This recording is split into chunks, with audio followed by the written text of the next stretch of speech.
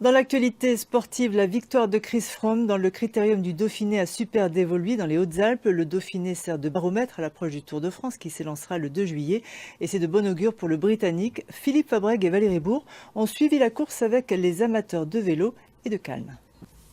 Contraste saisissant côté ambiance dans les Hautes-Alpes ce dimanche, loin de l'hystérie marseillaise, Super Dévoluy offre calme, beauté et sérénité. Et à 1500 mètres d'altitude, les spectateurs du critérium du Dauphiné apprécient.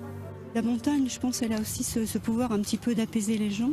Donc on vient régulièrement nous faire des balades en montagne. Et puis là, on est venu spécialement pour l'arrivée du critérium. Mais on aime beaucoup, donc on s'est posé avec le camping-car. C'était vraiment, depuis 2 jours, on est vraiment très bien ici. Côté animation, ce sont les moniteurs de ski de la région qui ont assuré le spectacle. En attendant le peloton des pros, ils ont escaladé les derniers kilomètres de l'étape avec à leur tête un certain Luc Alphand. On est ici avec tous les moniteurs de l'école de ski. Une opération France Montagne. Tous les massifs, les Cantalous, les Pyrénées, on est tous là. Et on est mieux en montagne. C'est vrai que le Vieux-Port, même si le foot ça reste une fête, c'est quand même plus tranquille ici. Côté performance sportive, le Britannique Cummings a réussi un sacré numéro en solitaire.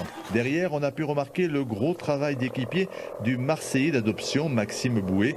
Il a permis à son leader, Dan Martin, de monter sur le podium. Une débauche d'énergie qui ne lui offre pas pour autant une sélection pour le Tour de France.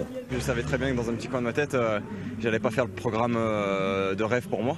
Après, je travaille, je suis ici au Dauphiné, je joue la gagne du Dauphiné avec l'équipe. C'est quelque chose d'incroyable de rouler aujourd'hui comme ça pour un coureur qui derrière il assure. C'est ce que je voulais et c'est ce que je voulais connaître. Un seul haut alpin était au départ et à l'arrivée de ce critérium du Dauphiné.